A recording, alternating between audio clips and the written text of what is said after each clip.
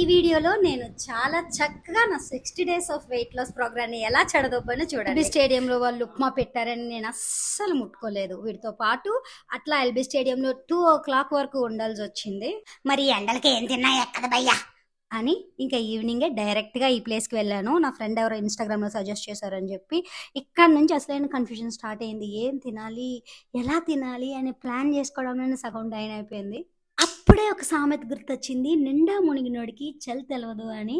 So ఇంకా ఏ guilty లేకుండా దొరికినట్టు మనం కట్టిన డబ్బులు ప్రతి ఒక్క రూపాయి వసూలయ్యేటట్టు కొంచెం కూడా సిగ్గు లేకుండా ప్రశాంతంగా తిన్నాను. ఈ రెస్టారెంట్ వెళ్ళే వరకు నాకు డౌట్, అమ్మో వీళ్ళందరినీ తీసుకుపోతున్నాను, బాగోపోతే దెబ్బడిపోతాం కదా అని.